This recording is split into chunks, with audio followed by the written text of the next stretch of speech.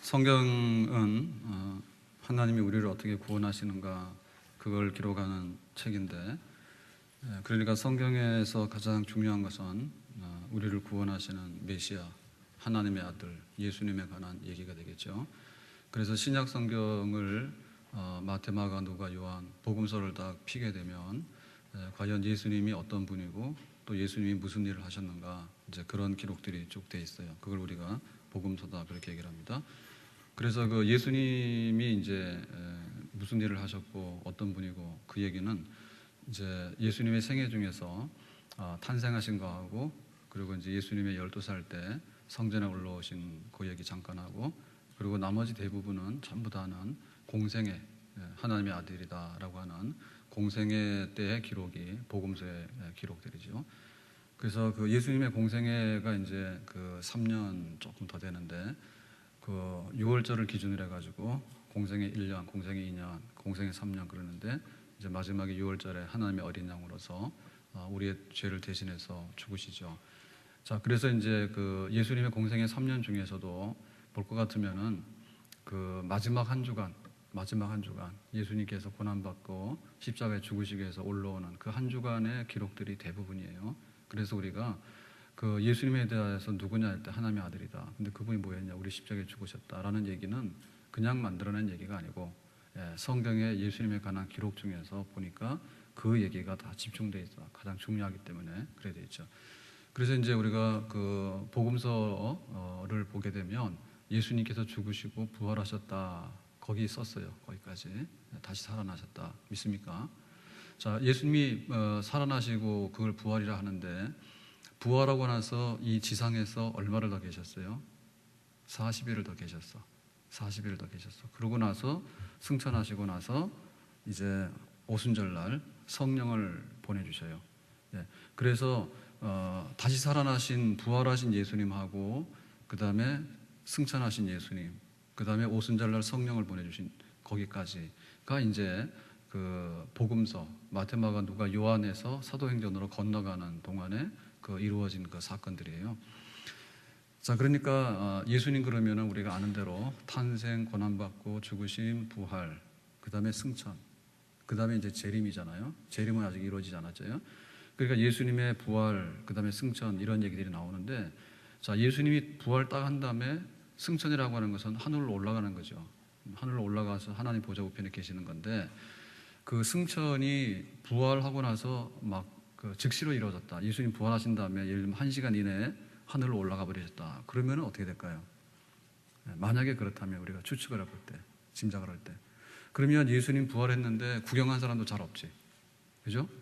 부활하긴 했는데 과연 그 부활하고 나서 예수님이 그 보여주지 않았으니까 거기에 대해서 굉장히 미흡하잖아요. 그래서 아마도 예수님께서는 부활하신 다음에 그 오순절날 이제 성령을 보내주시는데 그 40일 동안을 계시면서 여러 번 제자들에게 나타나셨어요. 여러 번 제자들이 나타났고, 그리고 그 당시에 이제 제자들은 뭐냐면 예수님 죽었다 하니까 다 도망갔죠. 겁나서. 자기들도 죽을까 싶어서. 그래서 이제 원래 갈릴리의 어부들이고 그러니까 갈릴리 가서 다시 고기를 잡고 그러잖아요. 그런데 예수님께서 다시 가서 그게 아니란 얘기죠. 다시 가서 너희들이 예루살렘으로 가라. 예루살렘 떠나지 마라 그러잖아요. 그러니까는 예수님이 부활은 했지만은 사실은 제자들은 뭐 다 끝난 줄 알고 흩어지고 막 그랬단 말이에요. 그러니까 그 부활해서 40일 동안 계시는 동안에 그 제자들을 다시 예루살렘으로 부르고, 그러고 나서 이제 그 예수님 승천하시고 하는 그 동안에 모든 준비가 이루어지게 되는 거예요. 그러니까는 부활하고 나서 도마가 막 의심을 했죠. 어떻게 그 예수님이 진짜 부활한다냐, 그런 건 있을 수 없다 막 그랬잖아요. 그랬더니 예수님이 내 손을 만져봐라. 그러니까는 의심 많은 도마도 예수님을 믿게 되고, 그러니까는 그 부활이라고 하는 것은 그냥 예수님이 뻘떡 살아났는데 어딘가 막 없어져 버리고 나서 부활했다는 게 아니라 여러 차례 많은 그 증거를 가지고 제자들에게 보이셨다. 그렇게 성경에 기록되어 있어요. 그러니까 예수님의 부활은 무덤에서 뻘떡 일어나는 딱 한 번의 그 목격자도 없는 그런 사건이 아니라 40일 동안 계시면서 계속해서 보여주셨고, 또 여러 차례 제자들에게 말씀해 주신 그런 충분한 기간과 근거가 있는 부활하신 예수님이 그 행적이 우리 성경에 기록된 줄로 믿습니다. 자, 그러니까 이제 승천할 때가 된 거예요. 승천할 때가. 자, 승천이 안 되면 어떻게 되죠? 부활하신 예수님이 세상에서 여기 나타났다가 저기 나타났다가 가끔 나타났다 이러면 어떻게 돼요? 이거는 뭐 일도 아니죠, 그죠? 이렇게 되면 안 되죠, 그죠? 예수님이 살아나긴 살아나셨는데 뭐 갑자기 나타났다 사라지고 말이요, 이렇게 하면 안 돼요. 그래서 이제 하나님 보좌 우편으로 승천하시는 그게 있게 되는 겁니다. 그러니까 이거는 뭐냐면 예수님의 구원 역사의 발전입니다. 고난받고 죽으심, 그거보다 발전된 것이 부활하심, 부활하심보다 발전된 것이 하나님 보좌 우편으로 승천하심. 승천이라고 하는 것은 일을 무사히 마치고 제자리로 돌아갔다 그런 얘기예요. 일을 마치고. 그럼 예수님의 일은 뭐예요? 예수님의 일은 고난받고 죽으심으로 우리를 구원하시는 일이죠. 그 일을 완수하셨지. 만약에 그 일을 완수하지 못하면 돌아가지 못하지. 무슨 얘기인지 아시겠어요? 우리가 어떤 일을 하러 왔는데, 사명을 가지고 왔는데 흐지부지해서 못 가, 받아주지 않아요. 그러니까는 하나님 보좌 우편에 앉으시고라고 하는 얘기는 원래 하나님 아버지의 아들이지요, 그죠? 그러니까는 그 보좌 우편에 앉았다는 얘기는 그 예수님께서 하신 일이 너무나 잘 됐기 때문에 그 아버지가 아들을 굉장히 기뻐하시고, 그리고 아버지가 아들에게 십자가 고난받고 죽으시는 이런 거를 통해서 이제는 모든 것을 심판할 수 있는 아버지의 권한을 아들에게 위임하고, 또 아들을 믿는 자에게는 구원을 주시는 그런 약속을 이룰 수 있는 것이 충분히 됐다 하기 때문에 보좌 우편에 앉히는 거예요. 만약에 승천해서 갔는데 하나님이 하라고 하는 거 안 하고 가고 그러면은 보좌 우편에 앉고라고 하는 건 못 하는 거죠. 무슨 얘기인지 아시겠어요? 그래서 이제 예수님이 승천을 하셔야 돼. 그로 인해 가지고 이제 그 십자가에서 죽으신 그 모든 그런 것들이 이제는 그 영광스러운 사건으로 변화되는 거죠. 영광스러운 사건으로. 자, 그래서 이제 승천할 때 어떤 광경이 있었어요? 감람원에서 승천하게 되는데, 그때 이제 제자들이 보는 가운데서 구름 타고 하늘로 쫙 올라갔어요. 그때 천사들이 와서 그랬죠. 예수님이 하늘로 올라간 대로 본 것을 본 대로 예수님은 다시 오실 것이다. 그래 말씀하셨죠. 재림에 대한 약속을 하고 가셨다고. 그러니까는 예수님께서 하늘로 승천하신 것은 여기 제자들이나 지상에 있는 일에 대해서 죄송합니다. 지상에 있는 일에 대해서 그 어떤 포기 내지는 직무유기를 하고 도망간 건 아니에요. 도망간 건 아니에요. 그러니까는 하나님 아버지가 볼 때도 승천이라고 하는 것은 예수님이 구원 역사를 다 이뤘기 때문에 보좌 우편에 앉히는 거고, 그리고 우리가 보더라도 예수님은 우리를 그냥 고아와 같이 버려두고 혼자 잘 되기 위해서 쓱 가버쳤다 이렇게 되는 게 아니죠. 내가 승천해서 보좌 우편에 앉게 되면은 너희들을 고아와 같이 버려두지 아니하고 뭘 보낸다 했어요? 보혜사? 보혜사는 뭐예요? 헬퍼? 도움을 주는 성령님을 보낸다 했지. 성령 하나님 보낸다 했잖아요. 그러니까는 그 예수님이 승천해서 가심으로 인해서 이 제자들이나 우리들이 버림받은 게 아니라 이제는 성령 하나님을 보내가지고 그 예수님께서 그 지상에 계시면서 했던 일보다도 더 많은 일을 할 수 있는 그런 구원 역사의 발전 시대를 연다 그 뜻입니다. 만약에 예수님께서 그 육체를 가지고 있었으면 어떻게 해요? 갈릴리에 계실 때는 갈릴리만 계시지 예루살렘에는 못 계셔. 예수님이 육체를 가지고 인간으로 오셨을 때는 딱 인간의 몸을 가지고 계신단 말이에요. 하나님이지만은 그리고 완전한 인간이에요. 그러니까는 두 군데 못 계신다고, 장소적인 의미에 있어서도. 그리고 예수님께서 육체를 가지면은 밤에는 주무셔야 되죠. 우리 인간과 똑같은 성향을 가지고 계시기 때문에 그러니까 그런 제한이 있는 거예요.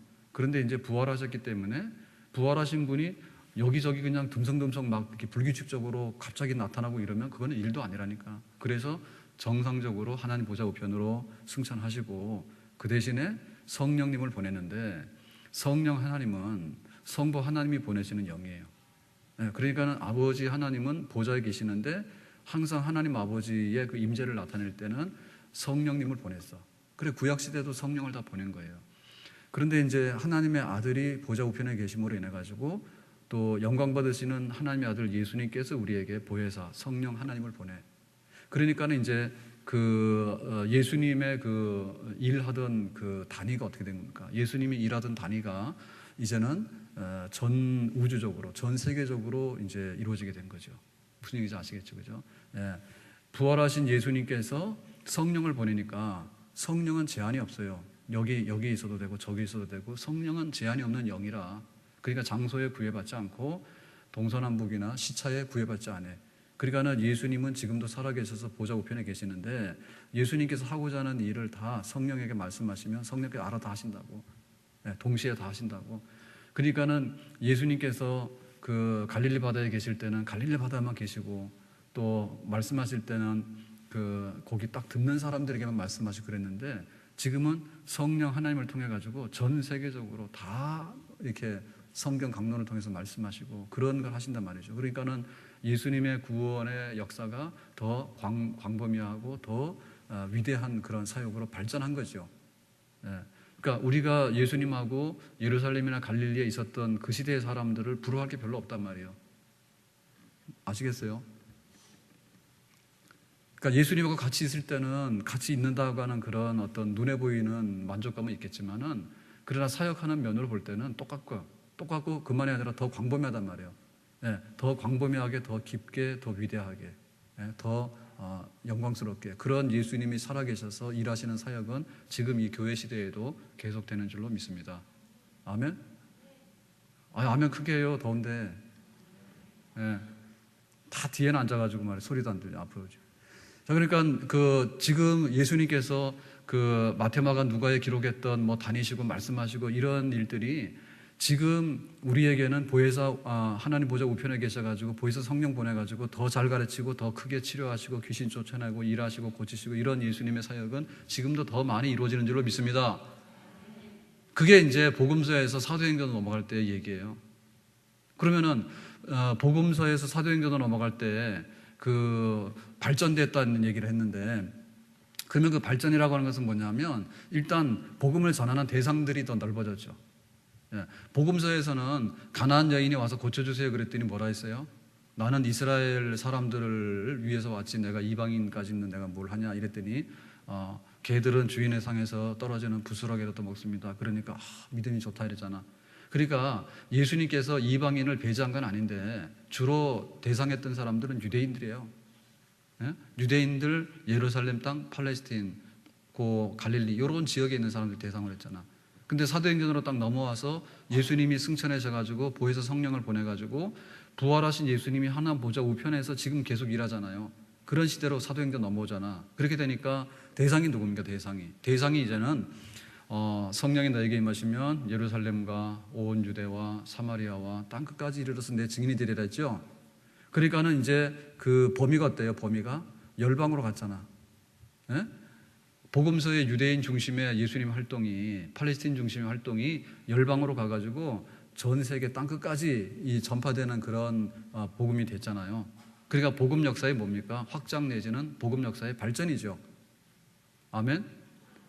그러니까 마테마가 누가 요한만 좋아할 게 아니라 사도행전으로 가면 야 예수님의 나라가 엄청나게 발전해서 부흥이 됐네 그런 것들을 느끼는 거예요. 아멘. 그래서 이제 그 대상이 굉장히 넓어져. 그 다음에 예수님께서 일하시는 방식도 지상에서 일하시는 방식이 아니라 하늘에서 일하시는 방식이 된 거예요. 그 예수님이 부활해서 승천하기 전까지는 땅에 계셨단 말이에요. 인간의 몸으로 오신 땅에 계시는 사역이었어요. 그런데 사도행전으로 가면 사도행전, 사도들이 행했던 기록이다 이렇게 되어 있는데 사실은 사도들이 한 게 아니고 부활 승천하신 예수님께서 보혜사 성령을 보냈어. 그랬더니 사도들이 그 성령을 받아가지고 은혜를 받아가지고 예수님의 일을 하신 거예요. 그러니까는 좀 더 다른 말로 표현하면 사도들의 행전이라는 얘기는 부활하신 예수님이 성령을 통해서 행하신 행적입니다. 아멘. 그러니까 복음서에는 직접적으로 예수님께서 행하신 행적이란다면 사도행전은 사도들이 한 행전이라기보다는 예수님께서 부활하신 예수님께서 사도들을 시켜서 사도들을 통해 가지고 일하고 있는 행전이다 그 얘기죠. 그러니까 예수님의 이 사역의 폭과 예수님의 그 사역의 그 모든 것들이 어떻게 된 겁니까? 땅에서 하늘 위로 올라간 사역이죠. 믿습니까? 하나님 보좌 우편에서 지금 계속 일하시는 그런 사역이 바로 사도행전에 기록된 내용이다. 그렇게 보겠습니다. 자, 그래서 우리는 지금 어디에 끼어 있는가 하면 우리는 사도행전에서 이제 예수님이 승천하시고 나니까 제일 먼저 오순절날 성령이 강림하게 되고요. 예. 그러고 나서 성령이 강림하고 나니까 이제 예수님이 승천하실 때 약속한 게 뭡니까? 다시 오신다는 재림에 대한 약속이죠. 그러니까 앞으로 재림에 대한 거 아직 이루어지지 않았으니까 앞으로 이루어질 거 아니에요? 그러니까 승천하신 예수님께서 다시 오신다라는 얘기를 했잖아요. 그러니까 그 사이에 끼어 있는 동안에 사는 사람들이 우리예요. 예. 그러니까는 그 부활 승천하신 다음에 다시 오신다고 하는 그 사이에 끼어 있는 이 얘기가 바로 열방, 이방인들에게 복음이 전파되는 그런 시대의 얘기인데, 그 이 얘기는 그 성경의 주제는 뭐라 했어요? 하나님이 구원하는 역사다 그랬잖아요. 하나님의 구원 얘기. 하나님의 구원 얘기가 꽃이 핀 거예요. 예. 자, 구약 성경에서 보면은 하나님의 구원 얘기는 어떻게 됐습니까? 하나님의 구원 얘기는 그 아브라함을 불러가지고 아브라함을 통해서 이제 그 이스라엘이라고 하는 나라를 세웠어요. 예, 모세가 출애굽해가지고. 그래서 그 이스라엘이라고 하는 그 나라가 이제 쭉 이렇게 이어지면서 어떻고 저떻고 이런 얘기를 막 해왔잖아요. 예. 그러니까는 그 하나님의 그 구원 역사가 그 아브라함을 뽑아가지고 하긴 했는데 그 아브라함 자체에 대한 하나님의 구원이 제한된 게 아니라 그 영적으로 볼 때 아브라함 자손 모두에게 그 관심이 있었던 거죠. 그러니까 이제 그 예수님이 이제 성령을 보내가지고 이 그 다시 재림할 때까지 그 열방들 이방인들에게 온 세상에 복음이 전파되라 하는 얘기는 하나님이 아브라함아 너와 내가 구원할게. 그랬을 때 하나님이 부르신 거하고 지금 예수님께서 이제 그 전 세계의 사도들을 통해서 성령 보혜사를 보내가지고 지금 예수님이 다시 올 때까지 구원을 하려고 하는 얘기하고는 연관된 얘기입니다. 연관된 얘기인데 그 발전된 폭이 넓어진 얘기죠. 그래서 그 아브라함을 하나님 불러서 내가 너를 구원한다 이랬을 때 그 아브라함의 그 구원이라고 하는 것은 단순하게 그 히브리인들만의 이스라엘 사람들만의 구원이 아니라 아브라함은 뭐라 했습니까? 씨앗이라 했잖아, 씨앗. 예, 아브라함 그럴 때 아브라함의 자손들까지 다 들어가는 거예요. 그래서 아브라함 믿음이 있다 그럴 때 믿음의 조상이라 했는데 아브라함이 어떤 믿음 가졌습니까? 예, 너는 이삭이라고 하는 아들 줄 건데 75세 때 부름받았는데 나이 100살 때 겨우 아들 하나 낳았잖아요. 그랬더니 아브라함이 기다리다 지쳐가지고 막 이렇게 믿음이 떨어지니까 하나님이 어떻게 합니까? 아브라함을 바깥으로 불러가지고 하늘에 별 봐라, 별 많지, 너의 후손이 그렇게 많을 거야 그랬잖아. 그러니까 하나님이 아브라함을 부른 얘기는 아브라함 한 사람을 부른 게 아니에요. 혹은 아브라함의 혈통인 히브리인들만 부른 게 아니에요. 열방 하나님의 자녀들 다 동서남북의 흑인이든 백인이든 뭐 한국 사람이든 뭐든 다 하나님의 백성들이 있는데 그들을 부른 거란 말이죠. 그러니까는 이 승천하시고 재림 때까지 그러한 그 구약의 아브라함을 통해서 이스라엘을 통해서 구원하고자 했던 그 이방인의 숫자가 있는데 그걸 꽉 채우려 하잖아요. 그게 꽉 차면 예수님의 재림이 돼가지고 이제 하나님의 구원이 끝나는 거죠. 그러니까 그것 때를 향해서 가고 있는 거예요. 그래서 이제 그 처음 그 새로운 교회 시대를 여는 이방인을 향한 그런 그 구원 역사를 여는 것이 바로 복음서에서 사도행전으로 넘어갔을 때 그 배경이 되겠다, 그런 얘기입니다. 자, 그러면은 사도행전으로 이제 넘어가게 되면 그 사도행전 28장까지 기록되어 있는데 그 1장에서 12장까지는 뭘 얘기하는가 하면 그 베드로 중심의 예루살렘 교회 중심의 얘기를 해요. 그리고 13장에서 뒷장 28장까지는 바울 중심의 열방 이방인의 교회를 향한 그런 얘기들을 사도행전이 지금 기록을 하고 있습니다. 자, 그럴 때 그 사도행전의 그 첫 장 얘기는 뭐겠어요? 부활하신 예수님이 승천하신다는 얘기입니다. 그죠? 그래서 복음서하고 사도행전 연결을 하는데, 자, 승천하시고 나서 이제 그 오순절 날까지 이제 제자들이 어디 가서 기다립니까? 마가의 다락방에서 한 120명들이 모여가지고 이제 기도했다 그러잖아요. 자, 그럴 때 그 이제 승천하신 예수님께서 이제 약속하신 대로 너희들을 고아와 같이 버려두지 아니하고 내가 성령을 보내려 했는데 그 성령은 보혜사였죠. 그러면 오순절, 그러니까 승천하시고 나서 오순절까지는 얼마입니까? 정확하게 얘기하면 일주일입니다. 일주일. 그렇게 해가지고는 이제 오순절날 성령이 강림하게 되는데 그 다락방에 모여가지고 뭘 했어요? 120명이 전심으로 기도하고 그랬잖아. 그러니까 예수님의 부탁이죠. 내가 가면 그 너희들에게 성령을 보내준다 했어. 그러니까 오직 성령이 너에게 임하시면 너희가 권능을 받고 예루살렘과 온 유대와 사마리아 땅 끝까지 이르러서 내 증인이 되리라, 이 말씀 올라가셨잖아요, 하늘로. 그러니까 제자들이 할 수 있는 건 뭐예요? 지금 너에게 성령이 임하면 내가 가면 성령을 보내준다 했잖아. 그럴 때 제자들이 물었다니까. 예수님께서 이제 간다 하니까 제자들이 그랬어요. 아, 이때가 그때입니까? 이스라엘을 회복하심이 그때입니까? 그러니까는 제자들은 여전히 철부지요. 그 제자들이 기다렸던 메시아는 어떤 메시아죠? 제자들이 기다렸던 메시아는 로마를 콱 쳐부시고 우리를 좀 편안하게 해주고 좀 힘센 나라를 회복하는 그런 것들을 바라봤단 말이에요. 그랬는데 예수님께서 떨커덕 십자가에 잡히시더니 죽었어. 그러니까는 사람들이 실망하고 그랬잖아요. 그러니까는 예수님이 부활하고 나서도 제자들은요 그런 기대를 한 것 같아요. 죽었던 예수님이 살아났네. 그러니까는 다시 한번 로마를 쳐부시고 우리를 독립해가지고 잘 살 수 있는 그런 나라를 건설하는 거 하지 않을까라는 생각을 했다고, 승천할 때도. 그랬더니 예수님께서 그런 생각하지 마라. 내가 이제 아버지께로 갈 테니까 성령 하나님을 보내줄 거다. 그때 보자, 그런 거예요. 그러니까는 제자들은 자기들의 기대하고는 달랐지. 예수님이 십자가에서 죽기 전에도 제자들의 생각은 육신적인 생각을 했고요. 예수님이 부활하고 그랬는데도 제자들은 지금이 혹시 그때가 아닙니까? 로마 사람들 콱 이렇게 그런 기대를 했다고. 그랬더니 예수님께서 그건 안 해. 그러고는 성령을 기다리라고 갔잖아요. 그러니까 제자들은 뭐예요? 할 게 성령을 기다리는 수밖에 없지. 예수님 가버리셨는데, 구름 타고 하늘로 올라가셨는데, 하나님 보좌 우편으로. 그러니까 이제 제자들은 예수님 보내주신다는 성령에게 모든 것을 기대를 걸고 이제는 기다릴 수밖에 없게 됐어요. 그게 이제 마가의 다락방이다 그러는데, 그때 120명 그러잖아. 그러면은 대충 누가 들어가겠어요? 여기 12사도 있죠. 가룟 유다 빼놓고 뭐 12사도하고 그다음에 뭐 예수님의 그 육신의 그 형제들하고, 그리고 또 누구예요? 뭐 예수님을 열렬히 따랐던 아주 추종자들 중에서 열성 분자들하고, 그리고 뭐 이제 예수님이 죽기 전에 3개월 전에 베레아 지방 가서 전도할 때 그 70인 전도대를 파송하잖아요. 그죠? 그러니까 뭐 가깝게는 70인 전도대 뭐 이런 사람들. 그러니까는 예수님의 그 가까이 있는 사람들 중에서 제일 그 열성적인 사람 120명이 그러면은 성령을 보내준다니까 우리가 기다리자 해가지고 기다린 거예요. 그러니까는 그 기다릴 때 분위기가 어떻겠어요? 분위기가 살벌하죠. 그러니까는 바깥에 있는 사람들은 예수님을 죽였는데 예수님이 부활한 거는 믿지 않잖아요. 바깥에 있는 사람들은. 그러니까 예루살렘은 어떻습니까? 여전히 예수님에 대해서 한마디라도 거들면은 너희들도 죽어, 이런 살기등등한 분위기였다고. 그러니까 제자들은 나가 돌아다니지 못한 거예요. 혹시 우리도 걸리면 죽는다. 그런데 예수님은 우리가 봤는데 하늘로 올라가셨잖아. 그러니까는 이제는 기도해야지. 기도하고 기다리라 했으니까. 그러고는 이제 다락방에서 죽자고 기도하는 거예요. 그러기를 이제 한 주간이 지나고 나니까 오순절이 됐는데, 오순절날 이제 성령 강림하는 그런 역사가 있습니다. 자, 이 오순절이 이제 문제인데, 오순절은 왜 그 지금 예수님의 그 성령 강림하고 연관이 될까요?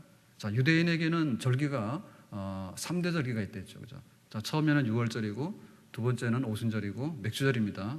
맥주절이 오순절이요. 그 다음에 이제 수장절, 마지막 절. 자, 6월절은 뭐예요? 구원을 시킨 구원절입니다. 해방절입니다. 6월절은 어린 양의 피로 구원받은 것을 기념하는 해방절이에요. 그 다음에 이 오순절은 맥주절인데, 첫 곡식을 거두고 나서 하나님께 감사했던 절기가 오순절, 맥주절이에요. 같은 말입니다. 그 다음에 마지막 곡식을 거둔 것이 수장절이고, 이게 장막절이에요. 그죠? 같은 말이에요. 자, 3대 절기인데, 근데 예수님이 언제 죽었어요? 예수님은 오순절에 6월절에 죽었어. 자, 6월절은 해방절이에요. 자, 해방절의 근거는 뭡니까? 모세가 애굽에 있을 때 그 이스라엘 백성들 해방시킬 때 하나님의 어린 양의 피를 문설주에 바르면은 죽음의 천사가 오지 않고 해방된다 해가지고 나갔잖아요. 그러니까 6월절 날 그 피 흘려 죽은 어린 양, 그게 필요한데 그게 바로 예수님이에요. 그러니까 구약의 그 어린 양의 피로 구원받았다고 하는 것은 그 양들은 반복적으로 계속 죽어야 돼. 사람의 죄를 속하기 위해서는 양이 계속 죽어야 돼. 그런데 이제는 그 계속 죽는 걸로서는 완성이 안 되잖아요. 그러니까 예수님께서 세상 죄를 몽땅 지고 가는 하나님의 어린 양으로 오셨을 때 단회적이지만은 모든 것을 완전히 청산하는 그런 하나님의 어린 양으로 6월절날 죽으셨다고. 6월절날 죽고 나서 죽은 지 3일 만에, 그러니까 3일 지났죠.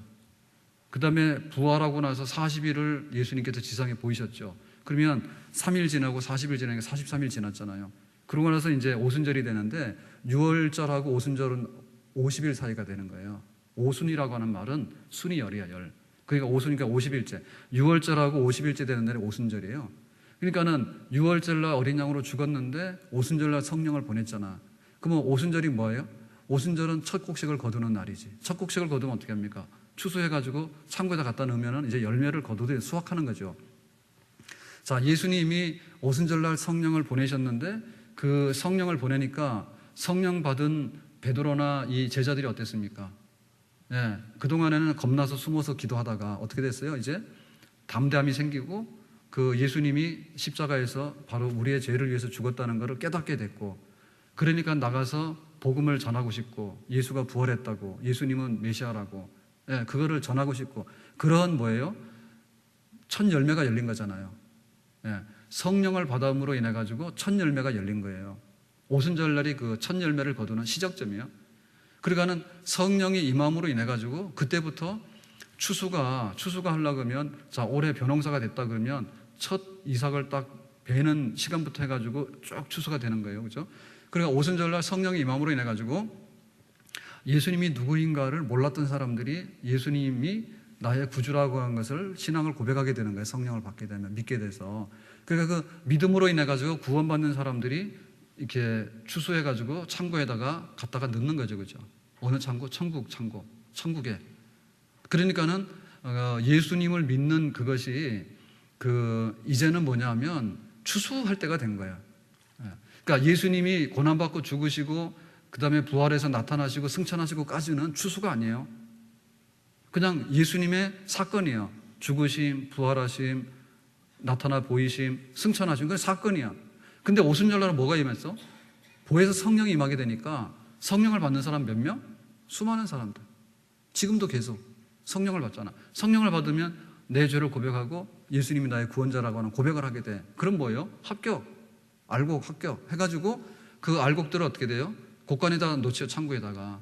예. 그런 그 예수님의 십자가의 구원 사건이 드디어 결실을 보게 되는 거지. 그 결실을 보게 되는 첫 사건이 오순절날 성령이 강림함으로 이루어진 거지. 그러니까 뭐예요? 성령 강림은 오순절에 하는 게 맞는 거지. 무슨 얘기인지 아시겠어요? 자, 그러니까 이제 뭡니까? 오순절로 성령이 강림하고 나니까 이제는 그 예수님께서 뭔가를 더 하는 게 아니야. 예수님께서 고난받고 죽으시고 부활하시고 승천하시고 성령 보내주신 것까지만 하면 더 이상 할 게 없어. 성령을 보내주시면 더 할 게 없어. 뭐 또 다른 뭘 하면 안 돼? 막 이렇게 뭘 하면 안 돼요? 그 다음에 할 건 뭐냐면은 열매를 거두는 것만 하면 되는 거예요. 아니, 여기 지금 우리가 씨를 뿌렸는데 그 곡식이 이렇게 익어가지고 추수할 때가 됐어요. 그러면 추수만 하면 되지 왜 자꾸 와서 또 다른 씨를 뿌리냐고. 농사가 잘 됐으면은 추수만 계속하면 되잖아요. 무슨 얘기인지 아시겠죠? 네? 그러니까 이제는 뭐예요? 예수님이 뭔가를 새롭게 하는 게 아니라 예수님께서 이미 해놓으신 일을, 예수님께서 해놓으신 일, 죽으시고 부활하시고 승천하시고 보혜사 성령을 보내주신 일을 통해 가지고 해놓으신 일을 우리한테 열매를 거두어서 효력을 거두어서 그 효력을 이제는 창고에다 넣는 일을 하는 거지. 그게 바로 오순절날 임한 성령의 의미입니다. 그러니까 이 오순절날 성령의 임함으로 인해 가지고 예수님의 구원 사건이 우리 속에 열매로 나타나기 시작한 거예요. 그러니까 다시 말하면 그 열매가 뭐냐면, 한 움큼의 열매가 뭐냐면 교회예요, 교회. 성령이 임하게 되면 예수를 나의 구주로 믿어요. 예수님이 고난받아 죽으신 것은 내 죄 때문에 그래요. 나는 예수님 믿고 나서 영생을 얻게 됐어요. 그런 알곡들이 막 생기는 거예요. 그 예루살렘에서 그게 되면 예루살렘 알곡들이고, 그게 안디옥이면 안디옥 알곡들이 그런 거예요. 탄현동의 예단교회도 탄현동 알곡이지. 뭐예요? 성령 받아서 예수님이 나의 구주가 되신다라고 하는 것을 고백하게 되잖아요. 성령 임해서 믿게 돼서. 그러니까는 그 오순절날 이 성령이 임한 사건은 하나님의 구원이 드디어 적용돼 가지고 효력을 발생하는 그런 기념비적인 사건이다. 그런 기념비적인 사건입니다. 그래서 그 예수님의 복음서에 기록됐던 사건들은 예수님이 행하신 사건들인데, 오순절날로 인해 가지고 사도행전에 기록된 사건들은 그 예수님께서 이제는 효력을 나타내서 예수님이 하셨던 일에 효력이 나타나 가지고 알곡들이 천국으로 창고로 막 들어가는 사건. 그러니까 이 예루살렘에 몇 명이 믿었어요? 오순절날 성령이 임하고 그러니까 몇 명이 믿었다고? 3,000명. 그러니까 지금까지는 이러한 역사가 없었잖아요. 오병이의 기적이 나서 5천 명이 따라다녔지만은 그 5천 명이 나중에 다 예수님 십자가에 죽이라고 아우성 쳤던 사람들이에요. 그거 알고 게 아니래 그때는. 예? 그런데 이 예루살렘에 3천 명이 믿게 되고라고 하는 것은 성령 받아가지고 예수를 고백하는 사람들이 3천 명이 나온 거예요. 와, 많다. 어떻게 이렇게 많을까? 예루살렘 인구가 얼마 안 됩니다. 그런데 왜 이렇게 많았을까? 그거는 오순절이 뭐라고요? 유대인의 3대 절기예요. 그러니까는 이 팔레스타인에 사는 사람들이 그 당시에 다 해서 뭐 한 100만 될까 그랬잖아요. 그죠? 그랬는데 그 사람들이 예루살렘에 다 올라올 뿐만 아니라 어떤 사람들이 또 옵니까? 디아스포라. 예, 흩어져 살던 사람들. 외국에 나가서 살던 사람들도 6월절이 되면은, 오순절이 되면은 이 성지순례를 와요. 예루살렘에 많이 사람이 와. 그래서 거기서 예수님의 복음을 듣게 된 거지. 그러니까는 한 번에 그냥 3천 명 확 생긴 거예요. 한 번에 3천 명이 생긴 거예요. 그러니까 아주 그냥 예수님을 믿는 추수가 대량으로 된 거죠. 예루살렘에. 그래서 그 추수가 되는 그 사건에 보면 뭐가 나오냐면 오순절날 여러 가지가 있는데 그 중에 하나가 방언인데요. 오순절날 성령이 임하니까는 방언하더라. 성령이 불꽃같이 임해가지고 방언하더라. 이렇게 나오는데 그 방언 그러면 또 헷갈립니다, 우리가. 왜 지금 우리가 하는 방언하고 그러면은 그 방언이면 그거하고 다른 거예요. 그러니까 우리가 하는 방언이라고 하는 것은 그 통역을 하게 되면 뜻을 알게 되지만 통역을 하지 않게 되면 뜻을 몰라. 그리고 우리가 통역을 한다 하더라도 그 통역이 맞는지도 잘 모르고, 그리고 설령 통역을 하더라도 그것은 대단히 그 내용이 별로 가치가 없는 내용들이라 밖에는 볼 수가 없어요. 그러니까 오순절날 성령이 임해가지고 방언을 하게 됐는데 그 방언은 지금 하는 방언하고 다른데, 그 방언이라고 하는 것은 뭐냐면 그 말이잖아, 말. 그러니까 우리가 말이라고 하는 것은 뭐냐면 이렇게 정신이 몽롱해가지고 헛소리 하는 것은 말이 아니에요. 말이라는 것은 오늘 날 덥네. 오늘 참 하늘이 맑아서 기분이 좋네. 뜻이 있는 거예요. 나는 배고프니까 밥을 주세요. 뜻이 있는 거예요. 그러니까는 의식이 분명한 가운데 자기 의사 표시를 하는 게 말이에요. 그러니까 그 말이 자기가 의도하는 바가 통제가 되는 게 말인데, 방언이라고 하는 것은 통제되지 않는 말, 이런 뜻입니다. 통제되지 않는 말. 그러니까는 내가 전혀 의도하지 않았던 말이 막 나오는데 그 성령이 임하니까 어떤 말이 나오는가 하면 순례자들, 예루살렘에 꽉 모인 사람들이 방언을 하게 됐는데 그 방언하게 된 것이 뭐냐면 120명의 다락방에서 이제 방언을 하게 된 거죠. 성령 받아서. 그 방언을 하니까 그 방언이 뭐냐면 예수님이 하신 일들, 십자가에 고난받고 죽으신 일, 부활하신 일을 말한 거예요. 방언의 내용이. 그러니까 그 말을 지금 여기 올라온 사람들 중에는 자기가 알고 있는 언어가 여러 가지 언어예요. 그러니까는 각 나라에서 살던 유대인들, 디아스포라들이 올라왔는데 이 사람들을 일시에 동시 통역을 할 수 없잖아요. 예? 무슨 뭐 통역 기계가 있어요, 뭐가 있어요. 그러니까 예루살렘에 콱 모였는데 다락방에서 성령 받아가지고 방언이 터졌으니까 나가서 방언을 막 했더니 그 방언이 뭐냐면 예수님이 십자가에서 고난받고 죽으시고 부활하시고 그 얘기를 하는 거예요. 그러니까는 일본 사람들도 그 말을 듣고 중국 사람들도 그 말, 미국 사람들 다 알아들었어. 왜? 자기 말로 하기 때문에. 그래서 각 나라의 말로 했다라고 하는 면에서 방언입니다. 근데 그 방언은 지금 자기가 했던 말하고는 다른 종류의 말이에요. 예? 다른 종류의 말을 지금 하게 되는데 그 내용은 복음 전파야. 복음 전파를 하게 돼. 오순절날 그런 방언이 이루어진 거예요. 그러면 그 방언을 왜 그렇게 했을까라고 할 때 그 방언이라고 하는 것은 바벨탑 사건하고 연관이 되어 있는데요.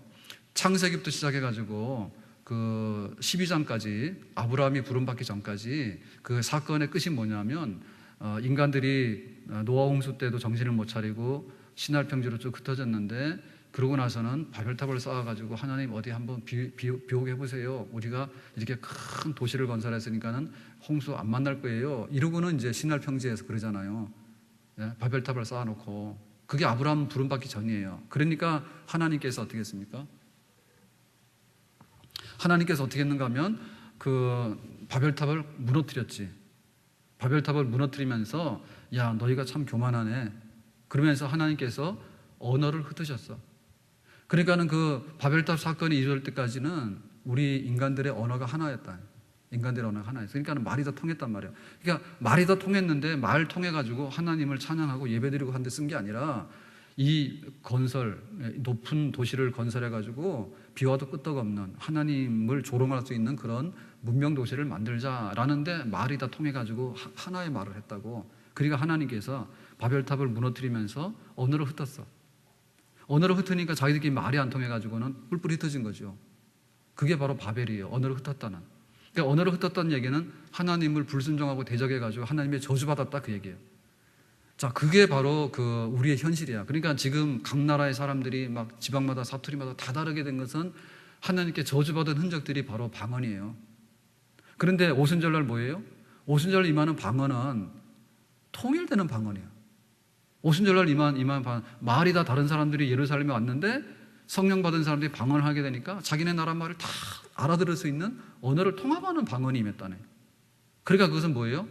저주받았던 언어를 흩었던 흔적하고는 반대되는 사건이죠. 흩어진 언어를 하나로 묶는 사건이죠. 오순절에 임한 방언은. 그러니까 그 흩어졌던 언어를 하나로 묶는 사건은 하나님의 축복과 하나님의 구원이 도래했다 그거예요. 뭐 때문에? 예수님이 고난받고 죽으시고 부활 승천하셔서 뭘 보내니까? 보이서 성령을 보내니까 사람들이 언어가 다 하나가 돼가지고 방언을 했어. 천국의 말을 한 거죠. 그러니까는 이제는 이 방언을 통해 가지고 성령이 임한 걸 통해 가지고 예수님의 십자가의 사건이 우리에게 진정한 구원의 메시지다라고 하는 그런 새로운 축복의 시대, 구원의 시대가 도래했음을 오순절날 성령을 받은 사람들이 가서 다 나타낸 거예요. 그러니까는 우리가 성령을 받게 되는 것은 바로 하나님의 나라 백성으로 살 수 있는 연합 통일의 한 증거인 줄로 믿습니다. 그래서 성령을 받은 사람들은 국적이 달라도 통해요. 성령을 받아서 예수를 믿잖아요. 그러면은 피부 색깔이 달라도 통해. 성령을 받아서 우리가 예수를 믿게 되면 부자든 가난한 사람이든 간에 통해. 그것이 모든 분열과 모든 불일치를 통일시키는 하나님 나라가 임했다고 하는 하나의 증거예요. 그게 성령 받은 거예요. 그러니까 우리가 성령을 받기 때문에 인해 가지고 사상이나 뭐 성별이나 뭐 어디 출신이나 이런 거를 다 뛰어넘는 하나 되는 언어를 우리가 성령 안에서 비로소 찾게 된 줄로 믿습니다. 그러니까 이 성령 받은 공동체는 말을 하나로 하는 공동체고 사상이 같은 공동체예요. 그래 그게 몇 명이 됐습니까? 예루살렘에 3,000명이 된 거지. 그게 바로 예루살렘 교회예요. 그러니까 이 예루살렘에 탄생한 교회라고 하는 것은 구약의 이스라엘 백성들의 껍질이 벗겨진 진짜 이스라엘이야. 자, 바벨탑 해가지고 언어를 흩었단 말이에요. 저주받아서. 그러니까 하나님이 이제 희망이 없으니까 아브라함 불러가지고 아브라함아 네가 나 믿냐 그러니까 얘 믿어요 그러니까 그럼 아브라함 네 자손들도 다 믿냐 그러니까 얘 믿어요 그러니까 이스라엘 백성 된 거 아니에요. 그죠? 자, 이스라엘 백성이 됐는데 그 이스라엘 백성들도 허물이 너무 많아. 그러니까는 그 아수르에 망하기도 하고 바벨론에 망하기도 하고 여차여차해가지고 예수님 시대까지 왔잖아요. 그랬는데 그 이스라엘이라고 하는 것이 속이 썩었단 말이에요. 하나님 백성답지 못한단 말이에요. 그런데 예수님이 이제 죽으시고 부활하시고 승천하셔서 보혜사 성령 보내주셔가지고 새로운 방언을 하게 되고 성령 받아서 이제 사람들이 예수를 영접하게 되고 하니까 예수 믿으면 뭐라고요? 하나님 나라 백성이 되잖아요. 예수 믿으면 뭐예요? 하나님 나라 임했잖아. 하나님 나라 백성이 되고 하나님 나라가 임하는 그런 사건이 지금 예루살렘에 이루어졌잖아요. 그러니까 그건 뭐냐면 구약 성경의 이스라엘의 참된 모습입니다. 양파하고 제가 양배추 막 헷갈리는데 오늘 이렇게 허리가 이렇게 아프지 갑자기. 그 양배추하고 양파하고 헷갈리는데 제가 늘 먹는 거는 양배추입니다. 그런데 어쨌든 간에 그 양파든 양배추 간에 껍질이 많아가지고요. 껍질을 까. 그래서 이게 망가지거나 썩었으면 껍질을 벗기면 안에 거는 멀쩡하잖아. 그러니까는 하나님의 백성, 하나님이 구원받은 백성들의 모임이 이스라엘이에요. 근데 구약의 이스라엘 백성들이 이게 상처나고 다 썩었다니까. 그러니까 껍질을 벗기잖아. 이렇게 벗기잖아. 벗겼는데 예수님께서 새롭게 만드는 이스라엘이 뭐냐면 십자가의 예수를 믿는 성령 받은, 보이서 성령을 받은 공동체가 바로 진짜 이스라엘이에요. 그게 바로 교회예요. 믿습니까? 대답 좀 해요. 안 그래서 허리 아프지 못 서 있겠는데 오늘. 자, 그러니까 그 구약의 지금 그 아브라함의 얘기, 이스라엘의 얘기가 신약 성경으로 하니까는 예수님이 나와가지고 뭐라 하는데 도대체 알 수도 없고, 사도행전으로 갔더니 사도들이 돌아다니면서 뭐라 했다는데 이건 또 무슨 얘기냐? 그 얘기예요. 아셨죠? 네. 그러니까 구약에 모르는가 보다 대답을 안 하네. 모르는가 보다. 구약의 이스라엘 백성들의 얘기가 새로운 이스라엘의 얘기인데 그 새로운 이스라엘의 얘기를 우리가 말을 바꿔가지고 교회다 그랬단 말이에요. 교회다. 그러면 구약에는 그러면 교회라는 말이 없냐? 있죠. 모세가 구원받아가지고 광야에서 40년 동안 데리고 다녔던 백성들은 광야교회라 했어. 광야교회. 예, 구원받은 모세가 이끌었던 교회예요. 그러니까는 다윗이 세웠던 나라 그 이스라엘 이거는 다 뭐냐면 구약의 교회예요. 구약의 교회. 그 신약의 새로운 교회, 진짜 예수를 믿게 되고 성령을 받은 교회가 진짜 교회거든. 그 진짜 교회가 드디어 예루살렘에 3,000명이 생겨났어. 그러니까 자, 이 사람들의 그 마을이 성령 안에서 이렇게 막 터지고 그랬는데 그러니까 어떻게 했습니까? 이 그 3,000명이 모인 이 무리들은요, 아주 질적으로 우수한 그런 그 새로운 공동체겠죠. 새로운 이스라엘이겠죠. 그러니까 사도행전에 보니 뭐라 했어요? 그 사람들이 죄를 회개해가지고 세례를 받는데 그러니까 한 사람 한 사람 늘어났는데 3,000명이 되더라. 근데 3,000명들은 뭡니까? 말씀을 잘 배우더라. 그 다음에 기도를 열심히 하더라. 그 다음에 모여서 떡과 포도주를 나누면서 성찬, 애찬 예? 교제를 하더라. 그 다음 뭡니까? 나가서 맞아 죽을 각오하고 예수를 전도하더라. 그랬잖아요. 그게 바로 그 3,000명 모인 예루살렘 교회의 모습이에요. 그게 바로 그냥 교회의 원형이야. 그러니까는 말씀과 기도와 교제와 전도는 왜 하라 그러냐면 그거는 우리가 만들어 놓은 게 아니야. 성령을 받게 되면 예수 믿어서 구원받는 사람들이 모이게 되는데 모이게 되면 그거밖에 안 한다니까. 그러니까 교회가 진짜 교회인가 아닌가를 딱 보면 말씀, 기도, 전도, 그 다음에 교제 이게 있는가 보면 돼요. 그러니까 그 예루살렘 교회 그게 탁월하게 뛰어났지. 그러고 나서 거기다 더해진 게 뭐냐면 자기 재산을 팔아가지고 가난한 성도들에서 구제하는 일을 했다까지 나와 있다고. 그러면은 왜 가난한 성도들이 많았을까 예루살렘에? 그거는 예루살렘은 지금 뭡니까? 유대교의 본부 아니에요. 예. 그러니까 유대교의 본부인데 그 유대교는 옛날 이스라엘의 낡은 겁니다. 그죠? 구원받지 못하는 이미 그 능력이 상실된 그 껍데기입니다. 그죠? 그런데 그 예루살렘의 그 성전 중심의 제사 중심의 율법 중심의 그 유대교의 본산인 거기에서 이제 성령을 받아가지고 예수를 믿게 되고 성령을 받아가지고 진짜 이스라엘로 거듭나는 백성들이 막 생기게 되니까 갈등이 생기잖아요. 그러니까는 기득권 가진 사람이 누구요? 유대교인들이지. 그러니까 유대교인들이 예수도 죽였잖아. 그러니까 유대교인들이 이 예수를 믿는 그리스도인들을 핍박할 거 아닙니까? 핍박하니까 가난해진 거예요. 그리고 이제 흉년이 오게 되면은 부득불 가난해지. 그러니까 그 근본적인 이유는 뭐냐면 영적인 얘기예요. 영적인 얘기. 영적으로 잘못된 사람들이 영적으로 바로 되는 사람들에 대해서 핍박을 막 가하는 거예요. 그러니까는 가난한 사람들이 나오고 집에 쫓겨나는 사람들이 나오고 회사에서 쫓겨나는 사람들이 나온 거예요. 그러니까 거기서 뭐냐면 우리가 예수 안에서 성령 안에서 하나이다. 그러니까는 우리가 형제들을 먹여 살려야 된다. 이게 나온 거죠. 그래서 그것이 뭐냐면 공산사회. 예. 그러니까는 이 공산당들이 혁명을 통해 가지고 피해 혁명을 통해 가지고 재산을 공유한다라고 하는 사회주의, 공산주의 할 때 공산사회가 아니라 예루살렘에 임했던 공산사회는 성령을 받은 공산사회. 성령을 받아서 자발적으로 그러니까 너희가 혁명할래 안 할래 죽인다 살린다 그런 게 아닙니다. 뺏어가고 그런 게 아니라 성령 받은 사람들이 궁핍한 형제들을 보고 참을 수 없어서 내 재산을 다 내놓고 그만큼 뭐냐면 받은 성령이 뭐예요? 강력했다는 얘기죠. 네. 그러니까 이건 맞는 얘기예요. 왜냐하면 예수님께서 우리의 죄를 용서하셨는데 그러고 나서 보혜사 성령을 보냈잖아. 그러니까 보혜사 성령 보냈는데 보혜사 성령을 받은 사람들이 긴가민가 하면은 그거는 구원의 능력이라 할 수 없어요. 네? 그렇죠? 좀 대답이 없어요. 보혜사 성령을 보냈는데 막 성령 보냈는데 성령 받은 사람이랑 안 받은 사람이랑 온도 차이가 1도밖에 안 나. 그러면 안 되지. 확 달라야 되잖아요. 아시겠어요? 그러니까는 성령 받은 사람이 얼마나 달랐는가를 볼 때 자기 재산을 팔아가지고 같이 먹자 이랬다니까. 그 정도로 성령의 역사는 강력했단 말이에요. 그게 바로 구원의 능력이죠. 그러니까 지금 우리 교회가 세상하고는 어림도 없이 수준이 높아야 됩니다. 예? 교회가 수준이 엄청 높아야 돼. 왜? 예수님이 나를 위해서 죽으셨는데 예수님이 나에게 성령 보내주셨어. 그래서 내가 성령을 받아서 예수님의 제자가 됐고 예수님의 자녀가 된 거예요. 그러니까 우리가 갖는 수준이 엄청 높아야 돼. 그래갖고 세상 사람들은 막 세금도 다 내잖아. 세금도 내고 자기 아들 군대 가라 그러면 국가에서 요구하면 군대를 다 가잖아. 그러면 우리 믿는 사람은 어떻게 해요? 11조가 아니라 10의 9도 다 내는 거지. 10의 10도 내는 거지. 교회가 원한다면. 믿습니까? 그리고 우리 아들 군대 가는 게 아니라 딸들도 막 아들들도 다 와가지고 막 교회 복음 위해서 다 몸 바치는 거예요. 믿습니까?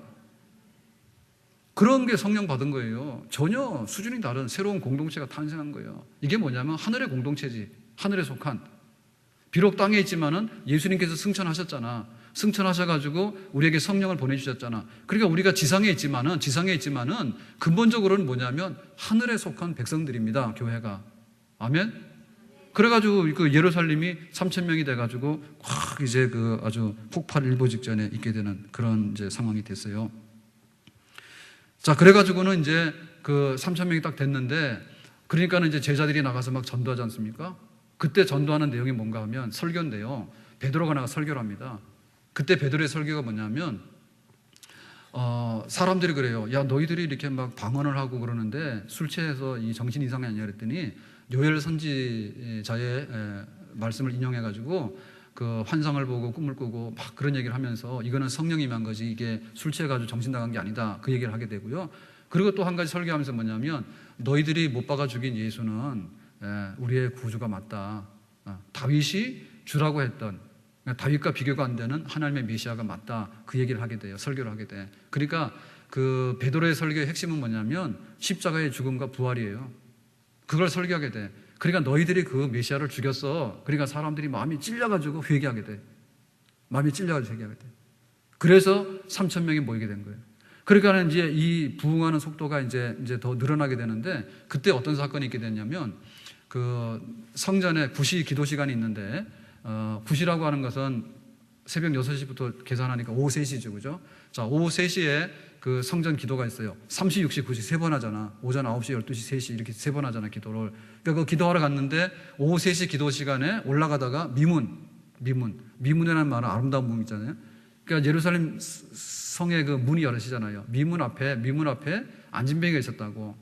그러니까 성전으로 올라가는 사람들이 그 안진뱅이들한테 동전을 잘 던져줘요. 왜? 행위가 구원받는다고 믿었기 때문에, 유대인들은. 그러니까 자기들이 딴 때는 선행을 못하지만은 성전에 기도하러 올라갈 때만큼은 좀 자선을 행한다고. 그리고 거지들이 많은 거지. 그리고 안진뱅이가 앉아 있었는데 요한과 베드로와 요한이 뭐 했습니까? 예수의 이름으로 안진뱅이 일으켰잖아요. 기억나시죠? 자, 그러니까 이제는 뭡니까? 자, 성령을 받은 베드로가 설교했고, 성령을 받은 베드로가 예수의 이름으로 안진뱅이 일으켰어. 그러니까는 우리가 복음서에서 예수님께서 예루살렘이나 갈릴리에서 행하셨던 일, 고치고 귀신 쫓아내고 병든 사람을 일으켰고 죽은 나사로를 살렸던 일이 지금 사도들에게 있어서 재현이 되어졌죠. 예, 사도들에 의해서 다시 그런 사건들이 일어나게 됐죠. 그러니까는 예수는 뭐예요? 아까 말한 대로 승천하셨잖아. 승천하신 대로 우리에게 보혜사 성령 보내주셨잖아. 보혜사 성령을 받으니까 예수님의 이름으로 그런 일을 행하잖아요. 믿습니까? 그렇게 돼가지고 교회가 어떻게 됐냐면 5,000명이 됐어. 네, 3,000명에서 5,000명이 된 거예요. 폭발적으로 부흥하게 된 거예요. 그게 바로 초대교회 역사였어요. 그러니까 교회의 역사라고 하는 것은요, 그 예수님의 살아계신 예수님의 역사가 있는 건데, 그 예수님의 살아계신 역사는 그가 보내주시는 보혜사 성령에게 우리가 복종해가지고 성령의 손에 붙들려 있는가, 쓰임받고 있는가, 거기에 따라서 우리 교회의 생명력과 우리 교회의 능력의 모든 역사는 거기까지가 채워지는 줄로 믿습니다. 그러니까 지금도 우리가 볼 때 우리 예담교회, 그러면 우리 예담교회 근거라고 하는 것은요, 예수님밖에 없어요. 그리고 예수님이 보내주신 성령을 충만히 받아가지고 예수님께서 행하셨던 일들을 내 이름으로 하라 그랬으니까 우리도 성령 받아서 예수님의 이름으로 그 능력과 권세를 행하는 것이 바로 예수님의 뜻이고 우리 교회가 해야 될 그런 일인 줄로 믿습니다.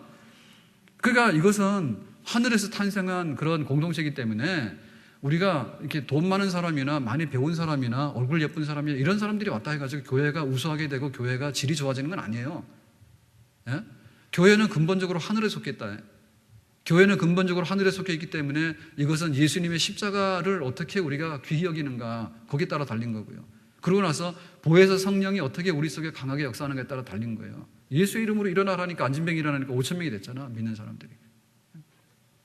자, 그랬을 때 그 승승장구하는 교회에 어떤 일이 생기게 되는가 하면 안 좋은 일이 일어납니다. 그 안 좋은 일이 뭐냐면 그 아나니아 삽비라 얘기인데요. 그 당시에 이제 그 성령이 강하게 일어나니까 가난한 사람 돕기 위해 자기 재산을 파는 사람이 나왔죠. 자기 재산을 팔아가지고 굉장히 유명한 사람 중에 누가 있느냐면 바나바가 있죠. 바나바가 예루살렘에 굉장히 유명했던 그 자기가 헌신했던 그런 사람이요. 그런데 그 바나바 같은 칭찬받는 사람들을 흉내내는 부부가 있었으니 그들의 부부의 이름은 아나니아와 삽비라더라. 그래가지고는 이거 교회가 필요하면 가난한 사람 구제합니다 하고 갖다 냈다고. 그래서 베드로가 딱 보니까 이게 전부 다냐 그랬더니 전부 다입니다. 그리고 거짓말한 거야. 누굴 속였어요? 성령을 속였어. 그래가지고는 네가 거룩한 성령을 속이냐? 왜? 네 거일 때는 괜찮지만 하나님께 다 바친다 해놓고는 50%를 싹 땅에다 감추고 달아 하느냐 해가지고 죽었어. 부부가 다 죽어버렸어. 그런 일이 일어났어요. 그러니까 이것은 뭐냐면 그 교회 공동체의 또 다른 면인데요. 이게 바로 진짜 교회입니다. 진짜 교회입니다. 그러니까 교회는 이렇게 곰팡이 피어가지고요. 그런 식으로 교회 부흥 안 해. 그리고 그것은 성령의 역사가 아니에요. 다시 말하면 거룩한 교회는요, 거룩한 방법으로만 부흥하는 줄로 믿습니다. 그러니까 설교도요, 거짓말로 하면 안 돼요. 설교도 무슨 약장사야, 막 그렇게 해가지고 하면 안 돼요. 진짜 우리가 어찌 보면은 지금 구원받는 사람 중에 많은 사람들이 구원을 못 받을지도 모르는데요. 구원받았다고 생각하는 사람들 중에 많은 사람들이 구원을 못 받을지도 몰라요. 근데 여기도 장경동 목사 온다고 막 현수막을 얼마 전부터 붙여놨는데 무슨 뭐 행복 전도인가 이렇게 해놨더라고. 그러니까 뭐든지 사람들은 행복 안 그러면은 간에 기별이 안 가는 거야. 행복, 복, 배 터짐 뭐 이런 거 아니면 간에 기별이 안 가는 거야. 근데 초대교회 때는 뭐냐면 예수님이 네 죄 때문에 죽었는데 네가 예수님을 십자가에 못 박아서 그러면 사람들이 꽥 하고는 회개했다니까. 그러니까 지금 우리가 이거 뭐 행복해지기를 원합니까? 뭐 2%가 부족하기 무슨 2%가 부족하냐? 우리가 죽는 거는 2%가 부족해서 안 죽어요. 98%가 성한데 왜 죽어? 사람이? 눈이 하나 빠져도 안 죽어요. 숨만 꼴떡꼴떡 쉬어도 안 죽는데 왜 죽어? 100% 부족하니까 죽는 거지. 그러니까 복음이라고 하는 것은 100% 부족한 것을 채우는 것이지 뭐 2% 채우는 게 아니에요. 2% 채우는 게 그것은 무슨 복음이야 그게. 그러니까 지금 교회가 남발하고 있는 메시지 중에도요, 진짜 예수님을 모르면 그 사람은 구원 못 받아. 미안하지만. 그러니까 예수님 바로 믿고 바로 구원 받읍시다. 아멘. 그래가지고는 교회가 복음을 바로 전하고 안진뱅이가 일어나가지고 하나님 살아계시네 그렇게 부흥하는 거지. 이거 내 재산 전부 다 합니다. 근데 갖다가 50% 갖다 감춰놓고 이게 전부 다 합니다 하고 막 자기 자랑하고 말이요, 잘난 척하고 막 이렇게 뒤섞여가지고 교회가 부흥하면 안 된다니까. 그래가지고 성령께서 딱 뽑아낸 겁니다. 그러니까 이게 뭐예요? 얼마나 두려운 사건이에요. 그러니까는 교회가 교회답게 서가는데요, 그 하나님의 거룩하심에 대한 그 징계가 없이는요 교회가 될 수가 없어요. 그러니까 내가 신앙생활 하는데 이거 아니야 라고 하는 말을 안 듣고 신앙생활을 한다고 하는 것은요, 성장한다 있을 수가 없어요. 그런 사람이 있으면은 천하에 구원받을 만한 이름을 주신 적이 없다 했는데 나는 뭐 한 번도 내가 죄 안 짓고 한 번도 내 스스로 잘 자라서 내가 다 추수한다고 그런 거 있을 수 없다니까. 그러니까는 교회 안에 반드시 회초리가 있어야 되는 거예요. 그 지금 우리가 들은 회초리는 굉장히 지금 이거는 미미한 거예요. 초대교회 때는 3,000명, 5,000명 막 대부흥 폭발했잖아. 그러니까 회초리 들 때도 확 죽었잖아, 그냥. 예? 그렇게 나타난 겁니다. 그러니까 우리가 그거를 꿈꾸면 안 됩니다. 예? 나는 한 번도 싫은 소리 한 번도 안 듣고 나는 한 번도 길을 삐뚤게 내가 잃지 않고 그거는 있을 수가 없는 일이에요. 그러니까 우리 교회가 우리 자신의 부패성에 관해서 인정을 하고요. 예? 교회가 부패성에 관해서 인정을 못하면 교회가 아니지.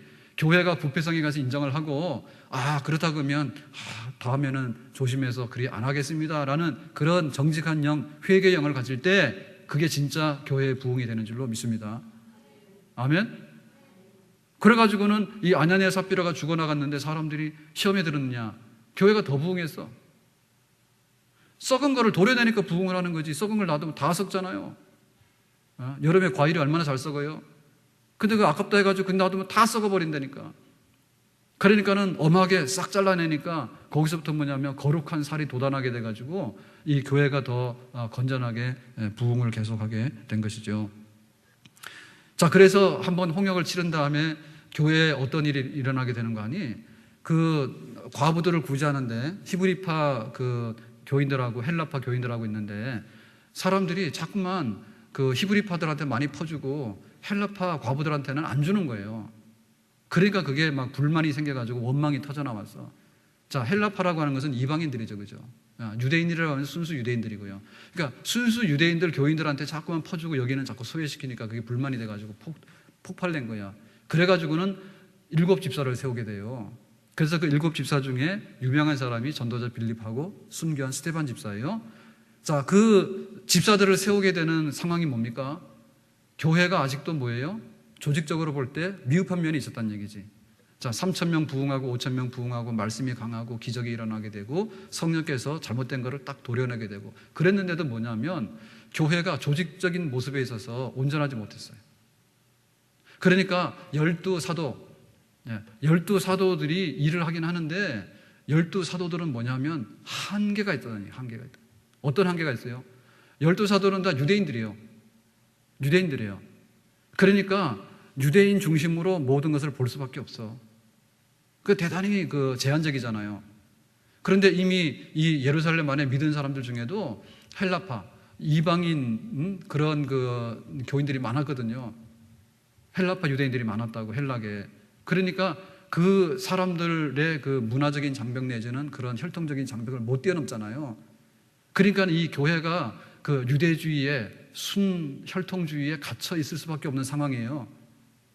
그래서 이제 그 7 집사를 세우게 되는데, 자, 그 스데반이 어떤 사람입니까? 스데반 집사가 우리 유명한 건 뭐냐면 순교했다잖아요. 순교.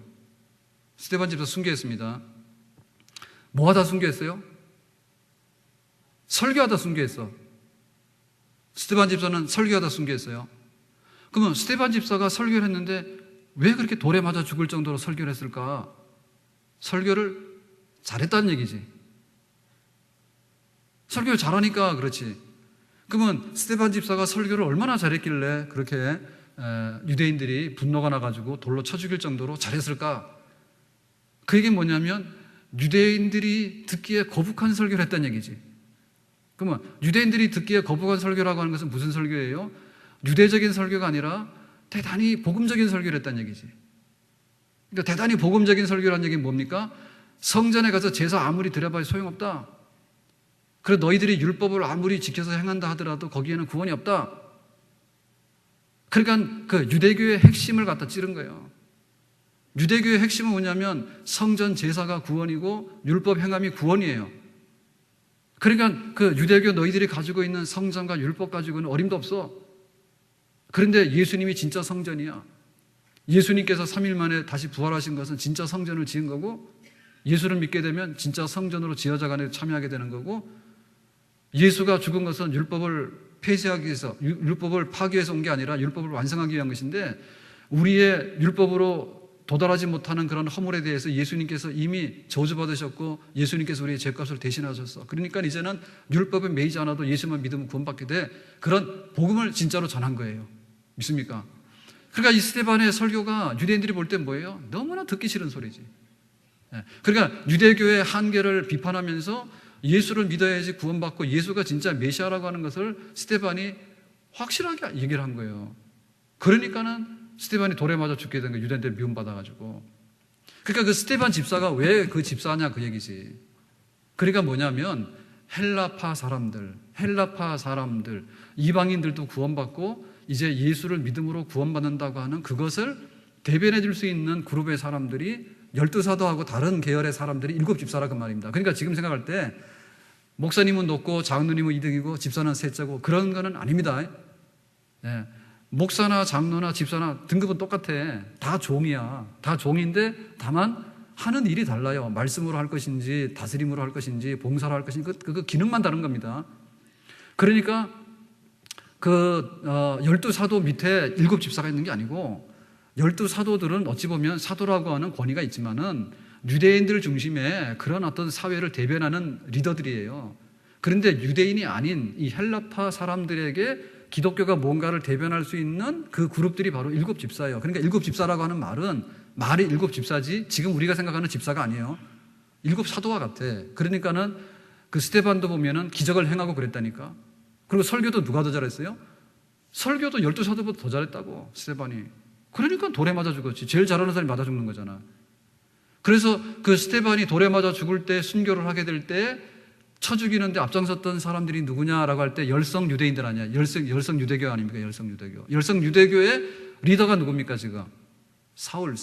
나중에 바울이 됐던 그 사울이 스데반 집사를 신성 모독으로 해가지고 돌로 쳐 죽이는 자리에 그 리더격의 사람이에요. 그러니까 그 사울도 유대교에 충성할 때는 스데반이 이단처럼 보였고 죽일 만큼 미웠단 말이니까. 근데 나중에 가서 다메섹도상에서 사울이 은혜를 받고 나서 보니까 스데반 집사의 설교를 사도 바울이 그대로 하는 거예요. 그래서 스데반이 죽었을 때 그 순교의 씨앗이 어디로 들어갔느냐라고 말할 때 우리는 바울에게 들어갔다 얘기합니다.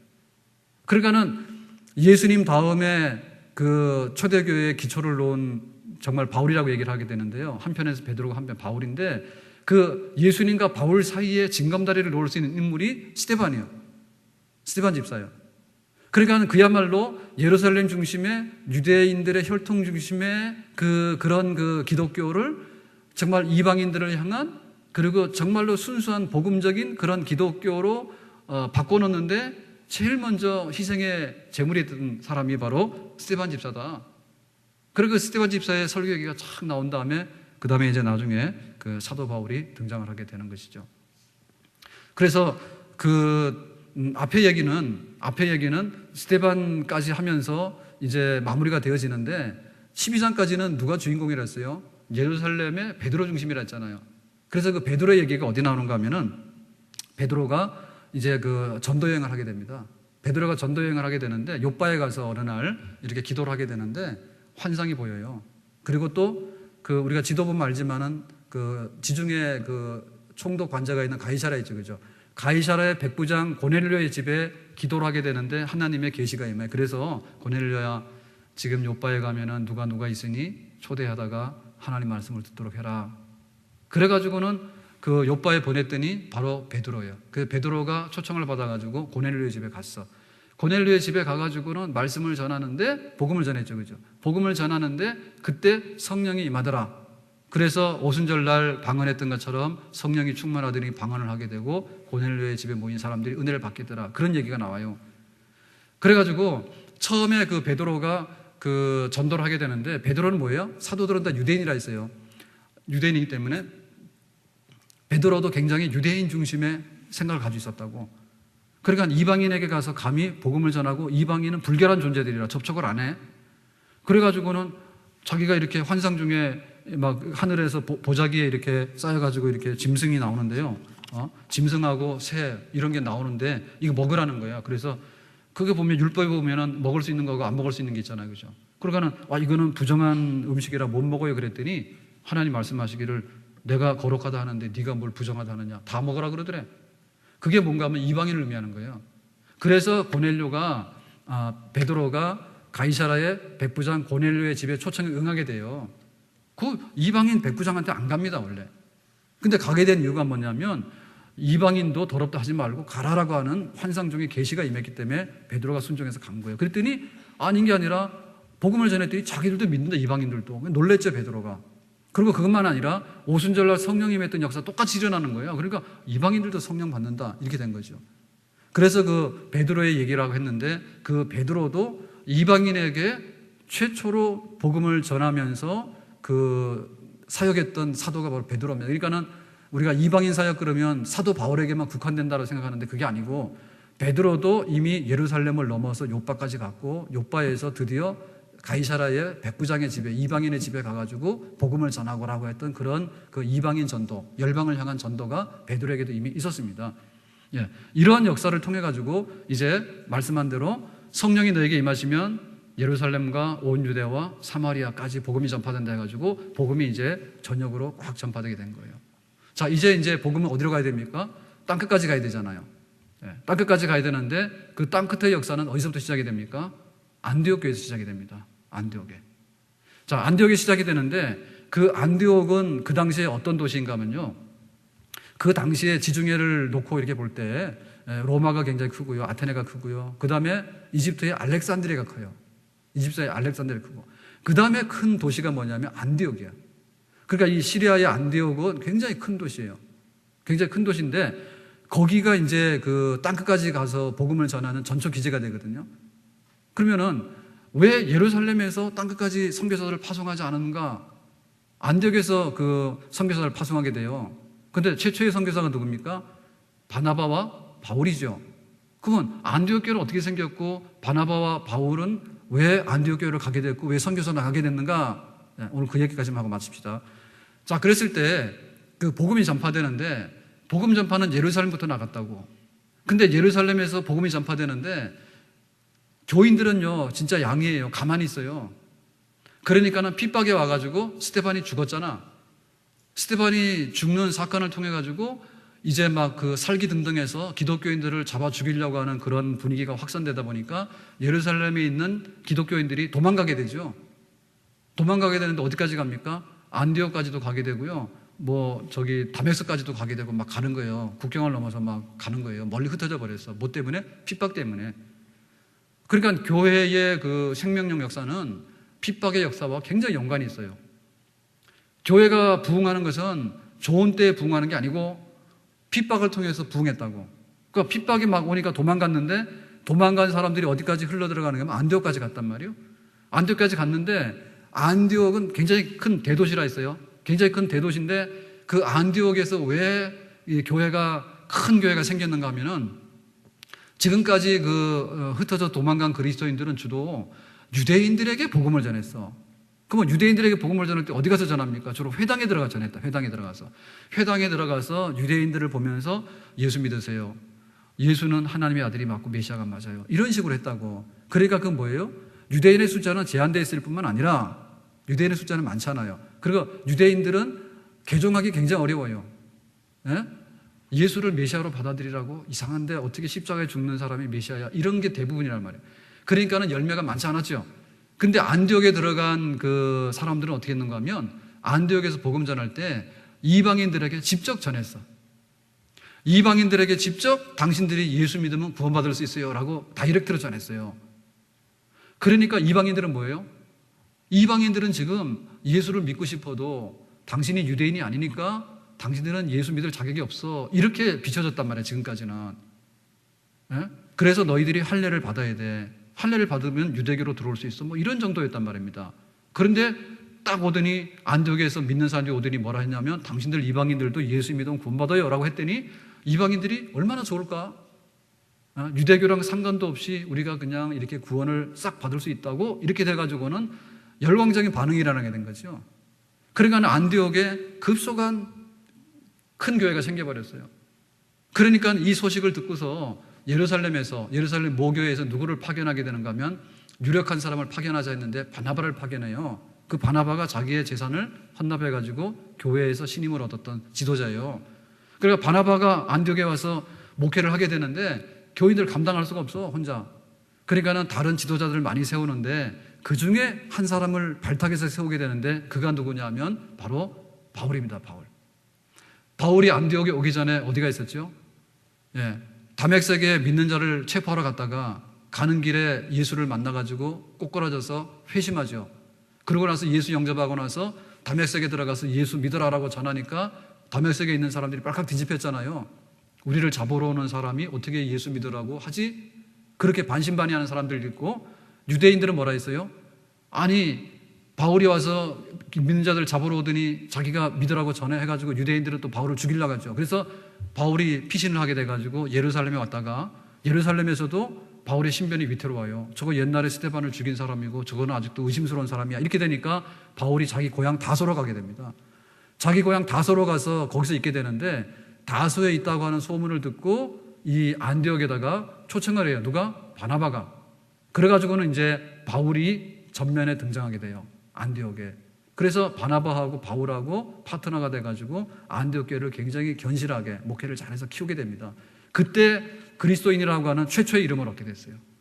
우리가 그리스도인, 예수 믿는 사람 이런 말 하잖아요. 그게 바로 안디옥 교회에서 처음으로 들었던 이름이야.